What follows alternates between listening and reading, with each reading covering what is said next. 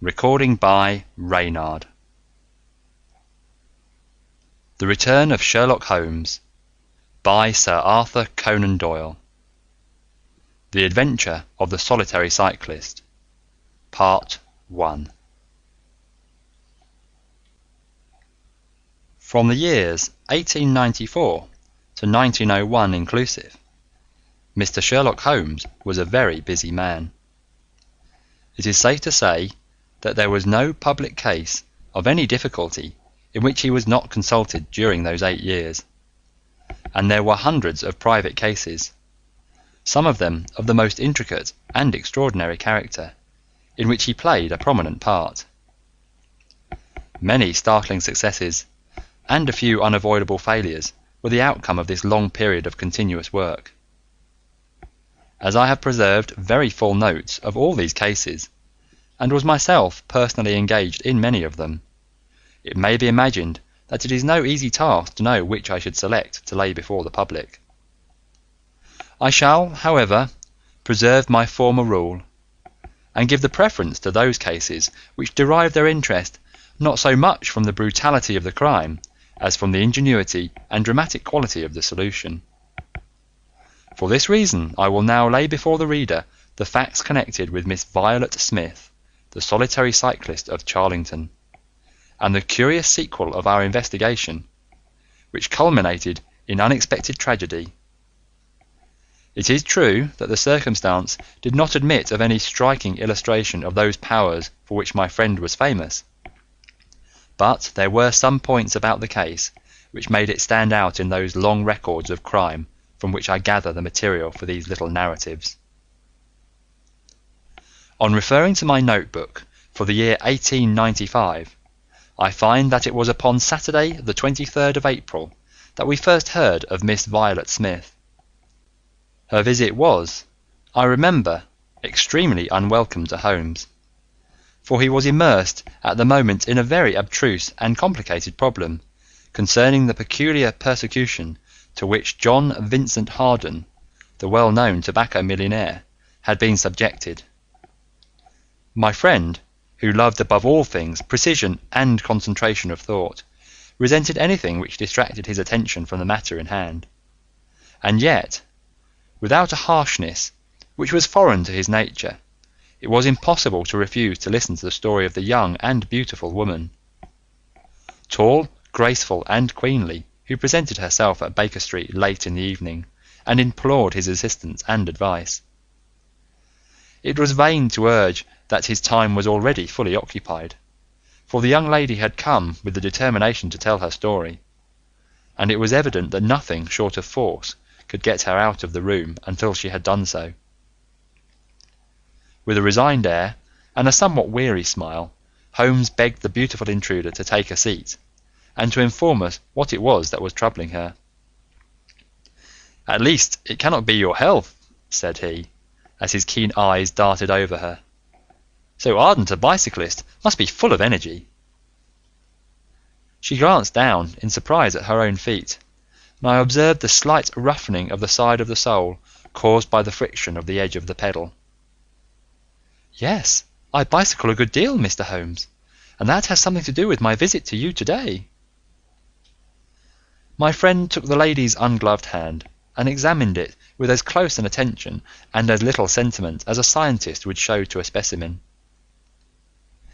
"You will excuse me, I am sure. It is my business," said he as he dropped it. "I nearly fell into the error of supposing that you were typewriting. Of course it is obvious that it is music. You observe the spatulate finger ends, Watson, which is common to both professions. There is a spirituality about the face, however," she gently turned it towards the light, "which the typewriter does not generate. This lady is a musician." "Yes, Mr. Holmes, I teach music." "In the country, I presume, from your complexion?" "Yes, sir, near Farnham, on the borders of Surrey." "A beautiful neighbourhood, and full of the most interesting associations.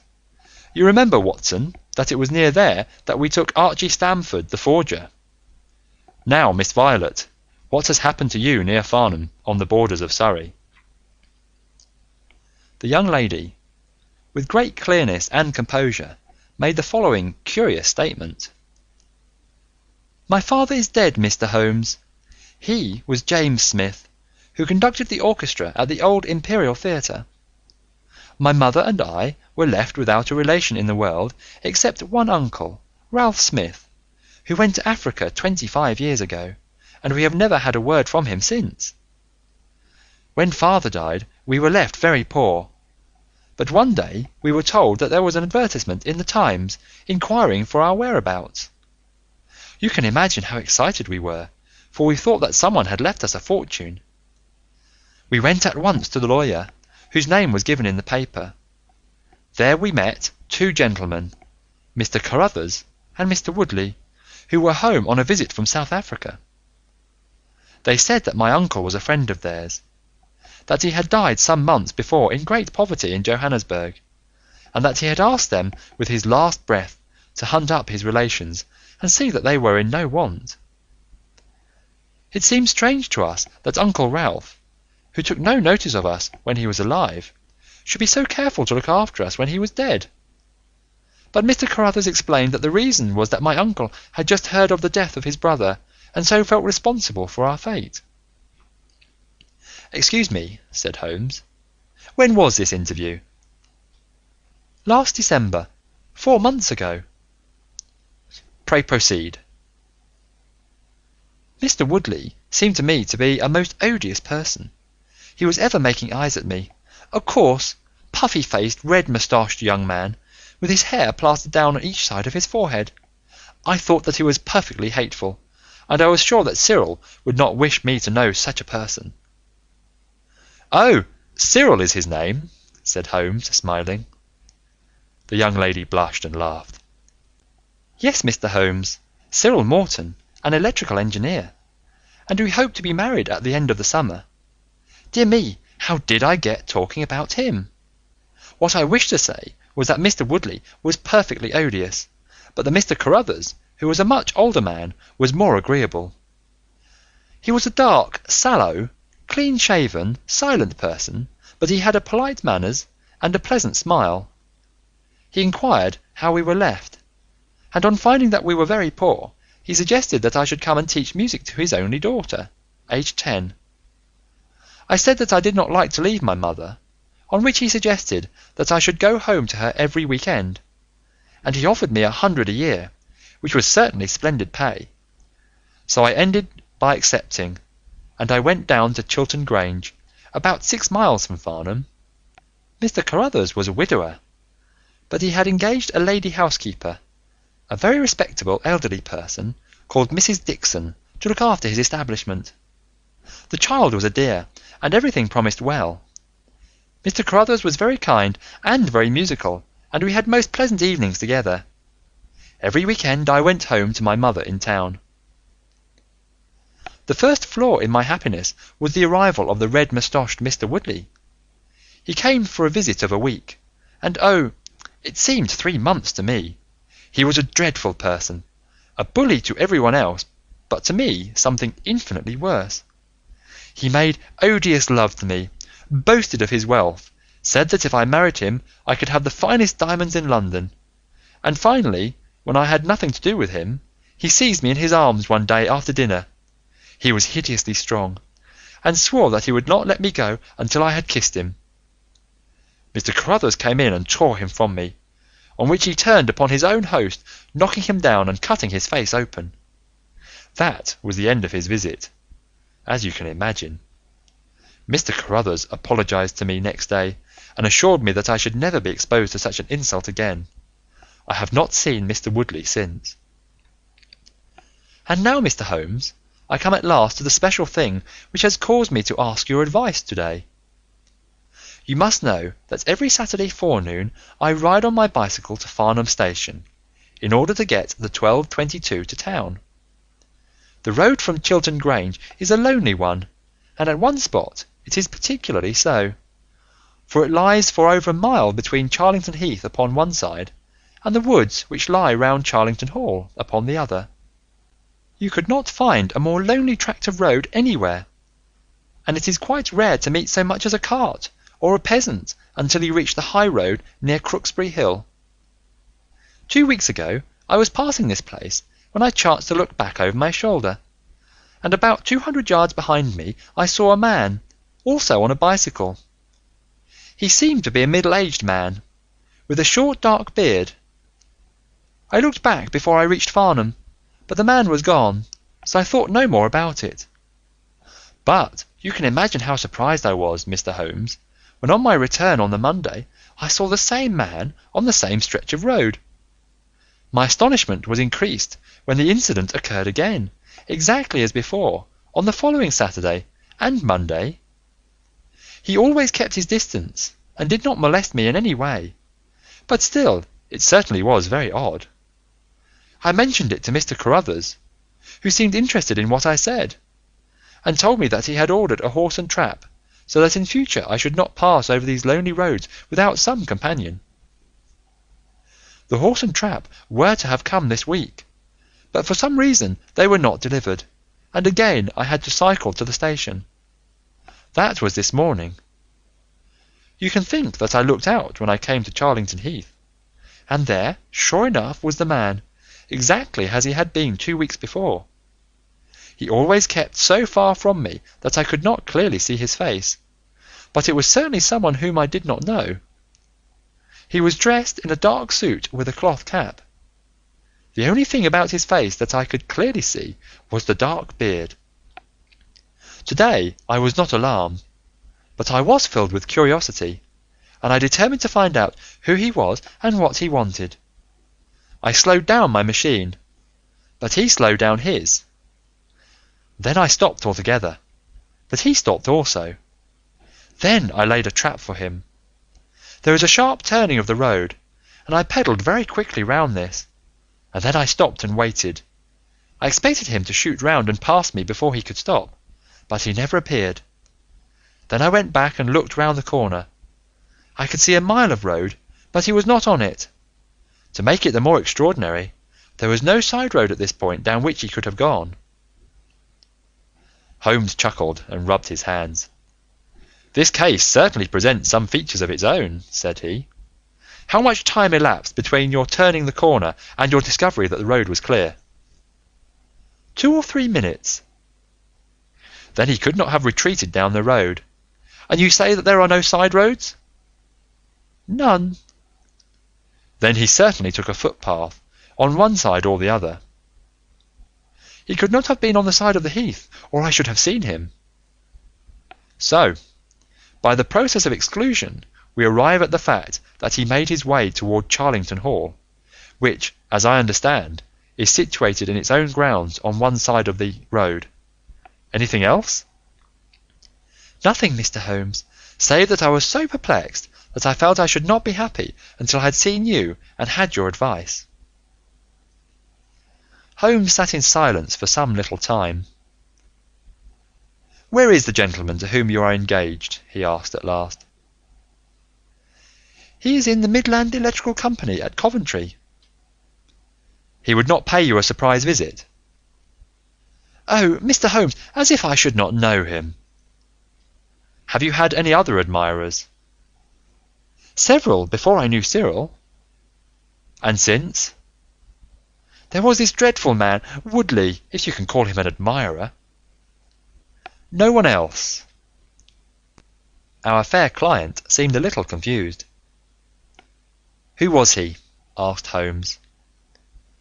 "Oh, it may be a mere fancy of mine, but it had seemed to me sometimes that my employer, Mr. Carruthers, takes a great deal of interest in me. We are thrown rather together. I play his accompaniments in the evening. He has never said anything. He is a perfect gentleman, but a girl always knows." "Ha!" Holmes looked grave. "What does he do for a living?" "He is a rich man." "No carriages or horses?" "Well, at least he is fairly well to do, but he goes into the city 2 or 3 times a week. He is deeply interested in South African gold shares." "You will let me know any fresh developments, Miss Smith. I am very busy just now, but I will find time to make some inquiries into your case. In the meantime, Take no step without letting me know. Goodbye, and I trust that we shall have nothing but good news from you."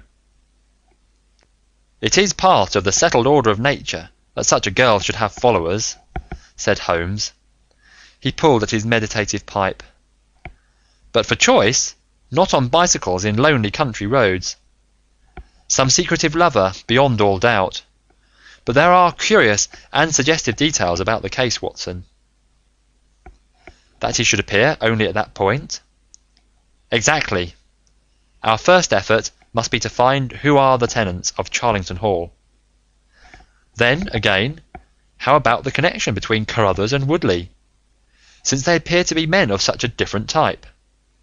How come they both to be so keen upon looking up Ralph Smith's relations? One more point. What sort of menage is it which pays double the market price for a governess but does not keep a horse, although 6 miles from the station? Odd, Watson, very odd." "You will go down?" "No, my dear fellow, you will go down. This may be some trifling intrigue, and I cannot break my other important research for the sake of it. On Monday you will arrive early at Farnham. You will conceal yourself near Charlington Heath. You will observe these facts for yourself, and act as your own judgment advises. Then, having inquired as to the occupants of the hall, you will come back to me and report. And now, Watson, not another word of the matter until we have a few solid stepping stones on which we may hope to get across to our solution." We had ascertained from the lady that she went down upon the Monday by the train which leaves Waterloo at 9:50, so I started early and caught the 9:13. At Farnham Station I had no difficulty in being directed to Charlington Heath. It was impossible to mistake the scene of the young lady's adventure, for the road runs between the open heath on one side and an old yew hedge upon the other, surrounding a park which is studded with magnificent trees. There was a main gateway of lichen-studded stone, each side pillar surmounted by mouldering heraldic emblems. But besides this central carriage drive, I observed several points where there were gaps in the hedge and paths leading through them. The house was invisible from the road, but the surroundings all spoke of gloom and decay. The heath was covered with golden patches of flowering gorse, gleaming magnificently in the light of the bright spring sunshine. Behind one of these clumps I took up my position, so as to command both the gateway of the hall and a long stretch of the road upon either side. It had been deserted when I left it, but now I saw a cyclist riding down it from the opposite direction to that in which I had come. He was clad in a dark suit, and I saw that he had a black beard. On reaching the end of the Charlington grounds, he sprang from his machine and led it through a gap in the hedge, disappearing from my view. A quarter of an hour passed, and then a second cyclist appeared. This time it was the young lady coming from the station. I saw her look about her as she came to the Charlington hedge. An instant later the man emerged from his hiding place, sprang upon his cycle and followed her.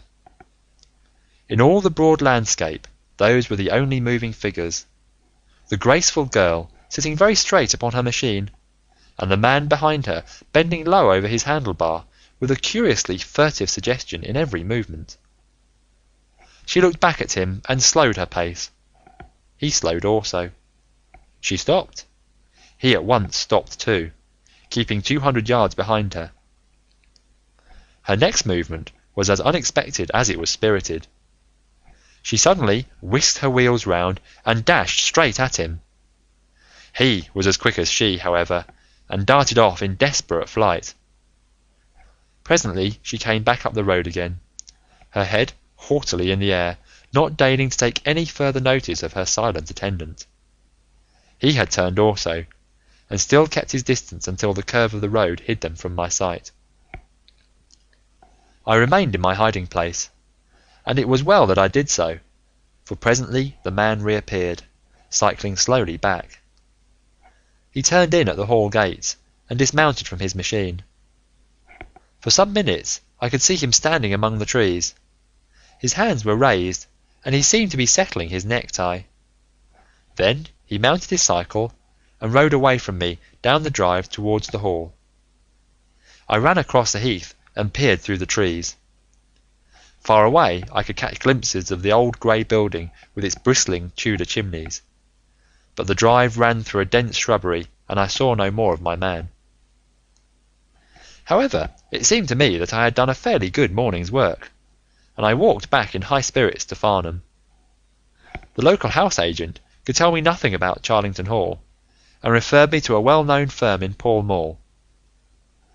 There I halted on my way home, and met with courtesy from the representative. No, I could not have Charlington Hall for the summer. I was just too late. It had been let about a month ago. Mr. Williamson was the name of the tenant. He was a respectable elderly gentleman. The polite agent was afraid he could say no more, as the affairs of his clients were not matters which he could discuss. Mr. Sherlock Holmes listened with attention to the long report which I was able to present to him that evening, but it did not elicit that word of curt praise which I had hoped for, and should have valued. On the contrary, his austere face was even more severe than usual as he commented upon the things that I had done, and the things that I had not. "Your hiding place, my dear Watson, was very faulty. You should have been behind the hedge, then you would have had a close view of this interesting person. As it is, you are some hundreds of yards away, and can tell me even less than Miss Smith. She thinks she does not know the man. I am convinced she does. Why otherwise should he be so desperately anxious that she should not get so near him as to see his features? You describe him as bending over the handlebar. Concealment again, you see. You really have done remarkably badly. He returns to the house, and you want to find out who he is. You come to a London house agent." "What should I have done?" I cried, with some heat. "Gone to the nearest public house. That is the centre of country gossip. They would have told you every name from the master to the scullery maid. Williamson? It conveys nothing to my mind. If he is an elderly man, he is not this active cyclist who sprints away from that young lady's athletic pursuit. What have we gained by your expedition? The knowledge that the girl's story is true? I never doubted it. That there is a connection between the cyclist and the hall? I never doubted that either. That the hall is tenanted by Williamson? Who's the better for that? Well, well, my dear sir, don't look so depressed. We can do little more until next Saturday, and in the meantime I may make 1 or 2 inquiries myself." End of The Adventure of the Solitary Cyclist, Part 1. Part 2. Next morning we had a note from Miss Smith, recounting shortly and accurately the very incidents which I had seen, but the pith of the letter lay in the postscript. "I am sure that you will respect my confidence, Mr. Holmes, when I tell you that my place here has become difficult, owing to the fact that my employer has proposed marriage to me. I am convinced that his feelings are most deep and most honourable. At the same time, my promise is of course given. He took my refusal very seriously, but also very gently. You can understand, however, that the situation is a little strained." "Our young friend seems to be getting into deep waters," said Holmes thoughtfully, as he finished the letter. "The case certainly presents more features of interest and more possibility of development than I had originally thought. I should be none the worse for a quiet, peaceful day in the country, and I am inclined to run down this afternoon and test 1 or 2 theories which I have formed." Holmes's quiet day in the country had a singular termination, for he arrived at Baker Street late in the evening with a cut lip and a discoloured lump upon his forehead, besides a general air of dissipation which would have made his own person the fitting object of a Scotland Yard investigation. He was immensely tickled by his own adventures, and laughed heartily as he recounted them. "I get so little active exercise that it is always a treat," said he. "You are aware that I have some proficiency in the good old British sport of boxing. Occasionally it is of service. Today, for example, I should have come to a very ignominious grief without it." I begged him to tell me what had occurred. "I found that country pub, which I had already recommended to your notice, and there I made my discreet inquiries. I was in the bar, and a garrulous landlord was giving me all that I wanted. 'Williamson,' is a white bearded man, and he lives alone with a small staff of servants at the Hall. There is some rumour that he is or has been a clergyman, but one or two incidents of his short residence at the Hall struck me as peculiarly unecclesiastical. I have already made some inquiries at a clerical agency, and they tell me that there was a man of that name in orders, whose career has been a singularly dark one. The landlord further informed me that there are usually week-end visitors, a warm lot, sir, at the Hall, and especially one gentleman with a red moustache, Mr. Woodley by name, who was always there. We had got as far as this, when who should walk in but the gentleman himself, who had been drinking his beer in the tap-room and had heard the whole conversation. Who was I? What did I want? What did I mean by asking questions? He had a fine flow of language, and his adjectives were very vigorous. He ended a string of abuse by a vicious backhander, which I failed to entirely avoid. The next few minutes were delicious. It was a straight left against a slogging ruffian. I emerged as you see me. Mr. Woodley went home in a cart. So ended my country trip, and it must be confessed that, however enjoyable, my day on the Surrey border has not been much more profitable than your own. The Thursday brought us another letter from our client. "You will not be surprised, Mr. Holmes," said she, "to hear that I am leaving Mr. Carruthers' employment. Even the high pay cannot reconcile me to the discomforts of my situation. On Saturday I come up to town, and I do not intend to return. Mr. Carruthers has got a trap, and so the dangers of the lonely road, if there ever were any dangers, are now over. As to the special cause of my leaving, it is not merely the strange situation with Mr. Carruthers, but it is the reappearance of that odious man, Mr. Woodley. He was always hideous, but he looks more awful than ever now, for he appears to have had an accident, and he is much disfigured. I saw him out of the window, but I am glad to say I did not meet him. He had a long talk with Mr. Carruthers, who seemed much excited afterwards. Woodley must be staying in the neighbourhood, for he did not sleep here, and yet I caught a glimpse of him again this morning, slinking about in the shrubbery. I would sooner have had a savage wild animal loose about the place. I loathe and fear him more than I can say. How can Mr. Carruthers endure such a creature for a moment? However, all my troubles will be over on Saturday." "So I trust, Watson, so I trust," said Holmes gravely. "There is some deep intrigue going on round that little woman, and it is our duty to see that no one molests her upon that last journey. I think, Watson, that we must spare time to run down together on Saturday morning and make sure that this curious and inclusive investigation has no untoward ending." I confess that I had not, up to now, taken a very serious view of the case, which had seemed to me rather grotesque and bizarre than dangerous. That a man should lie in wait for and follow a very handsome woman is no unheard of thing, and if he has so little audacity that he not only dared not address her, but even fled from her approach, he was not a very formidable assailant. The ruffian Woodley was a very different person, but except on one occasion he had not molested our client, and now he visited the house of Carruthers without intruding upon her presence. The man on the bicycle was doubtless a member of those week-end parties at the Hall of which the publican had spoken, but who he was, or what he wanted, was as obscure as ever. It was the severity of Holmes's manner, and the fact that he slipped a revolver into his pocket before leaving our rooms, which impressed me with the feeling that tragedy might prove to lurk behind this curious train of events. A rainy night had been followed by a glorious morning, and the heath-covered countryside, with the glowing clumps of flowering gorse, seemed all the more beautiful to eyes which were weary of the duns and drabs and slate-greys of London. Holmes and I walked along the broad, sandy road, inhaling the fresh morning air and rejoicing in the music of the birds and the fresh breath of the spring.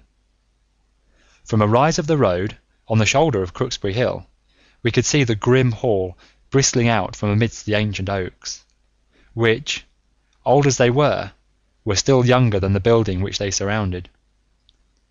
Holmes pointed down the long tract of road which wound, a reddish-yellow band, between the brown of the heath and the budding green of the woods. Far away, a black dot. We could see a vehicle moving in our direction. Holmes gave an exclamation of impatience. "I have given a margin of half an hour," said he. "If that is her trap, she must be making for the earlier train. I fear, Watson, that she will be past Charlington before we can possibly meet her."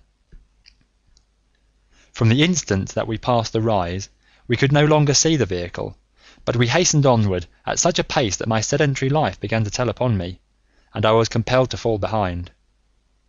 Holmes, however, was always in training, for he had inexhaustible stores of nervous energy upon which to draw. His springy step never slowed, until suddenly, when he was 100 yards in front of me, he halted, and I saw him throw up his hands with a gesture of grief and despair. At the same instant, an empty dog-cart, the horse cantering, the reins trailing, appeared round the curve of the road and rattled swiftly towards us. "Too late, Watson, too late!" cried Holmes, as I ran panting to his side. "Fool that I was not to allow for that earlier train! It's abduction, Watson, abduction! Murder! Heaven knows what! Block the road! Stop the horse! That's right! Now jump in, and let us see if I can repair the consequences of my own blunder." We had sprung into the dog-cart, and Holmes, after turning the horse, gave it a sharp cut with the whip, and we flew back along the road. As we turned the curve, the whole stretch of road between the hall and the heath was opened up. I grasped Holmes's arm. "That's the man!" I gasped. A solitary cyclist was coming towards us. His head was down, and his shoulders rounded as he put every ounce of energy that he possessed onto the pedals. He was flying like a racer. Suddenly he raised his bearded face, saw us close to him, and pulled up, springing from his machine. That coal-black beard was in singular contrast to eyes that were as bright as if he had a fever. He stared at us and at the dog-cart, then a look of amazement came over his face. "Hello! Stop there!" he shouted, holding his bicycle to block our road. "Where did you get that dog-cart? Pull up, man!" he yelled, drawing a pistol from his side. "Pull up, I say, or by George I'll put a bullet into your horse!" Holmes threw the reins into my lap and sprung down from the cart. "You're the man we want to see. Where is Miss Violet Smith?" he said in his quick, clear way. "That's what I'm asking you. You're in her dog-cart. You ought to know where she is." We met the dog-cart on the road. There was no one in it. We drove back to help the young lady. Good Lord, what shall I do?" cried the stranger, in an ecstasy of despair. "They've got her, that hellhound Woodley and the blackguard parson. Come, man, come, if you really are her friend. Stand by me and we'll save her, if I have to leave my carcass in Charlington Wood." He ran distractedly, his pistol in his hand, towards the gap in the hedge. Holmes followed him, and I, leaving the horse grazing beside the road, followed Holmes. "This is where they came through," said he, pointing to the marks of several feet upon the muddy path. "Hello, stop a minute. Who's this in the bush?" It was a young fellow, about 17, dressed like an ostler, with leather cords and gaiters. He lay upon his back, his knees drawn up, a terrible cut upon his head. He was insensible, but alive. A glance at his wound told me that it had not penetrated the bone. "That's Peter, the groom," cried the stranger. "He drove her. The beasts have pulled him off and clubbed him. Let him lie. We can't do him any good, but we may save her from the worst fate that can befall a woman." We ran frantically down the path, which wound among the trees. We had reached the shrubbery which surrounded the house when Holmes pulled up. "They didn't go to the house. Here are the marks, on the left, here, beside the laurel bushes. Ah, I said so." As he spoke, a woman's shrill scream, a scream which vibrated with a frenzy of horror, burst from the thick green clump of bushes in front of us. It ended suddenly on its highest note with a choke and a gurgle. This way, they are in the bowling alley," cried the stranger, darting through the bushes. "Ah, the cowardly dogs! Follow me, gentlemen! Too late, by the living jingo!" We had broken suddenly into a lovely glade of greensward, surrounded by ancient trees. On the farther side of it, under the shadow of a mighty oak, there stood a singular group of 3 people. One was a woman, our client, drooping and faint, a handkerchief around her mouth. Opposite her stood a brutal, heavy-faced, red-moustached young man, his gaitered legs parted wide, one arm akimbo, the other waving a riding crop, his whole attitude suggestive of triumphant bravado. Between them, an elderly, grey-bearded man, wearing a short surplice over a light tweed suit, had evidently just completed the wedding service, for he pocketed his prayer book as we approached, and slapped the sinister bridegroom upon the back in jovial congratulations. "They're married?" I gasped. "Come on," cried our guide, "come on!"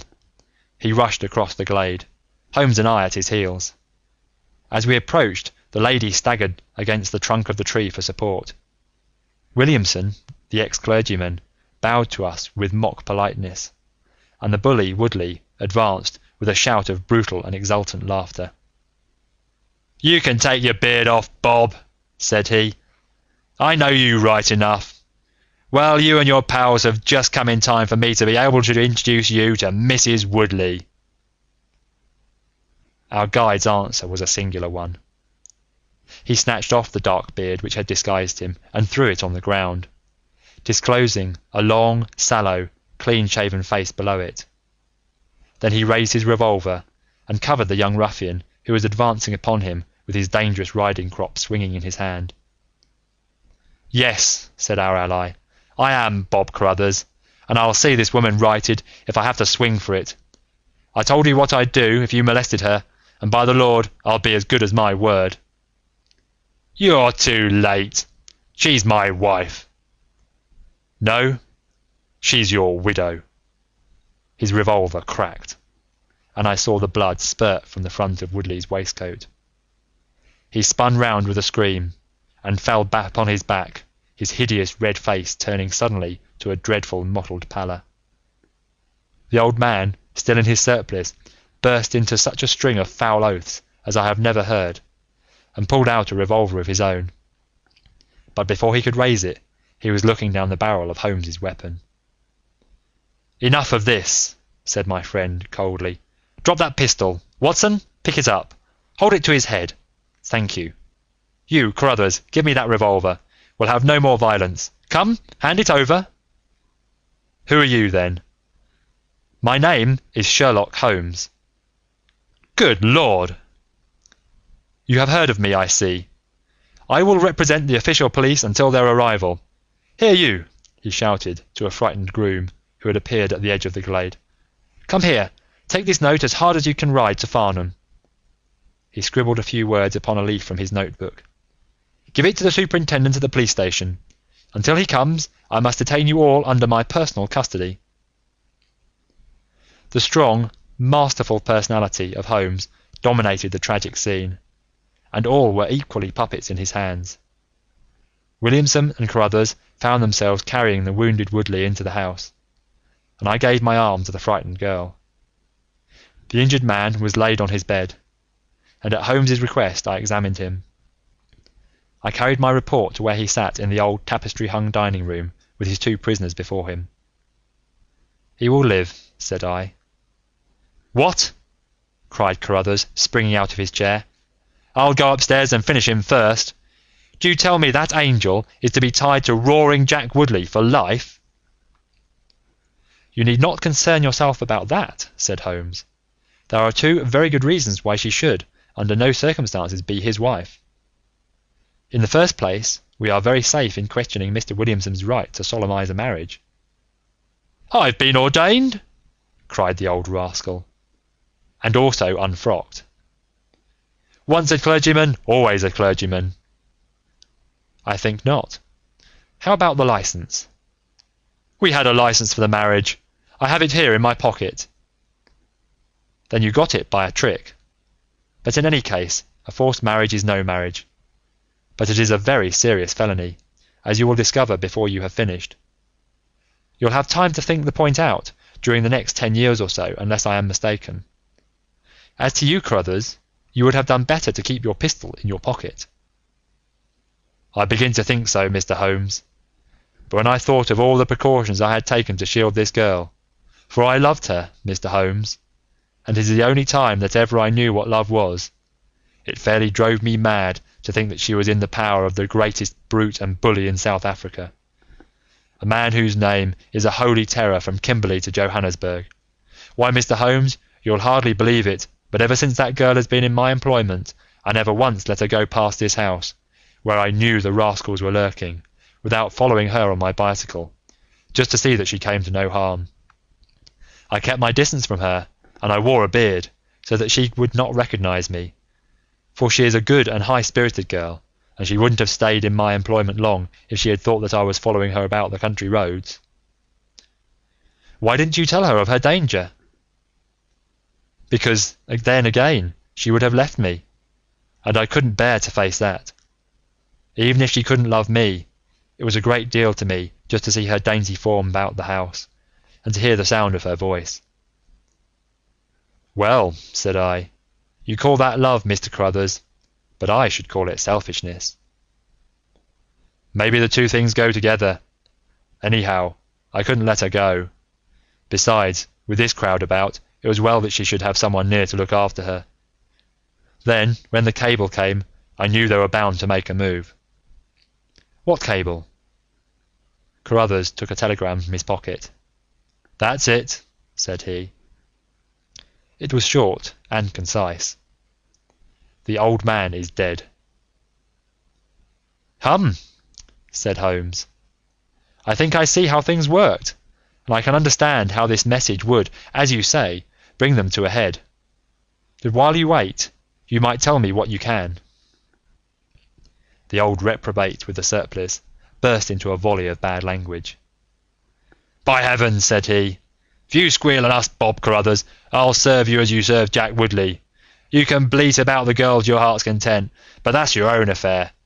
But if you round on your pals to this plain-clothes copper, it'll be the worst day's work that you ever did."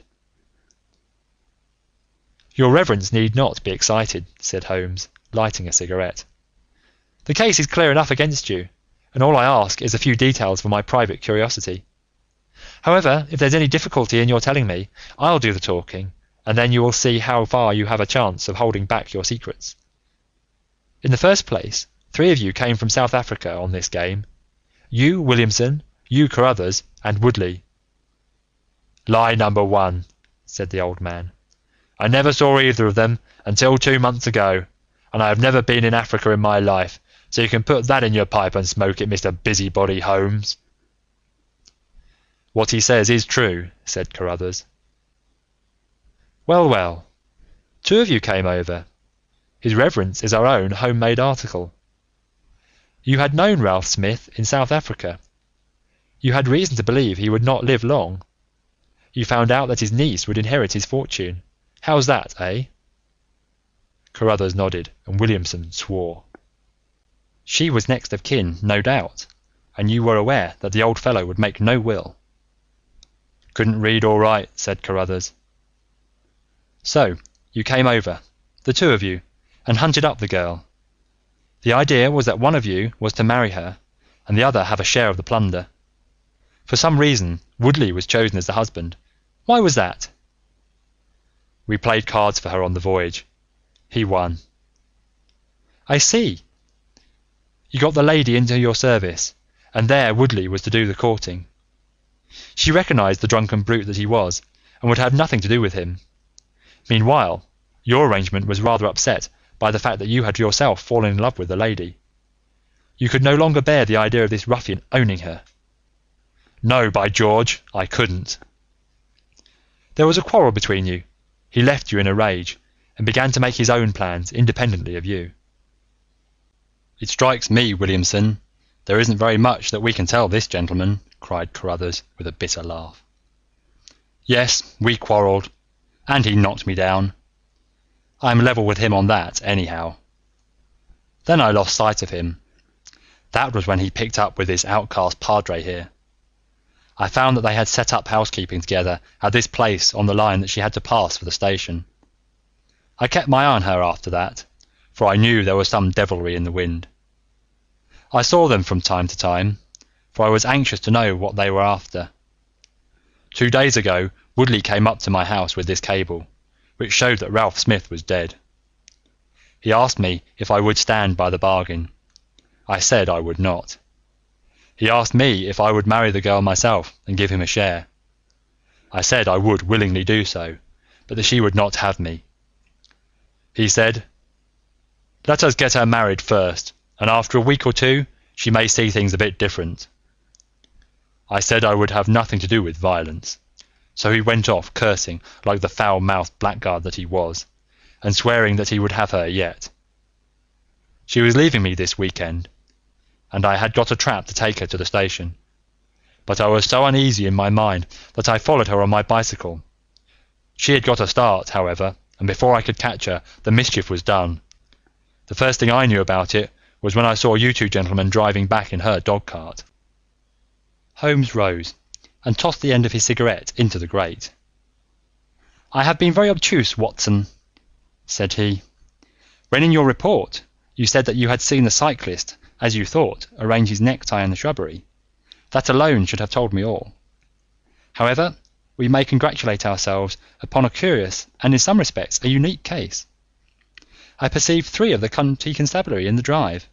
I am glad to see that the little ostler is able to keep pace with them, so it is likely that neither he nor the interesting bridegroom will be permanently damaged by their morning's adventures. I think, Watson, that in your medical capacity you might wait upon Miss Smith and tell her that if she is sufficiently recovered, we shall be happy to escort her to her mother's house. If she is not quite convalescent, you will find that a hint that we were about to telegraph to a young electrician in the Midlands would probably complete the cure.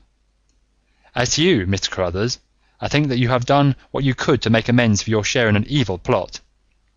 There is my card, sir, and if my evidence can be of help in your trial, it shall be at your disposal."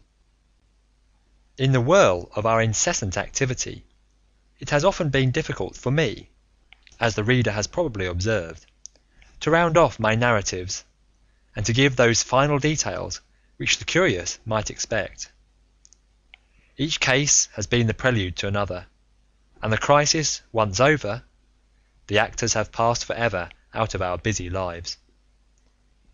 I find, however, a short note at the end of my manuscript dealing with this case, in which I have put upon record that Miss Violet Smith did indeed inherit a large fortune, and that she is now the wife of Cyril Morton, the senior partner of Morton and Kennedy, the famous Westminster electricians. Williamson and Woodley were both tried for abduction and assault, the former getting 7 years, the latter 10. Of the fate of Carruthers I have no record, but I am sure that his assault was not viewed very gravely by the court, since Woodley had the reputation of being a most dangerous ruffian, and I think that a few months were sufficient to satisfy the demands of justice.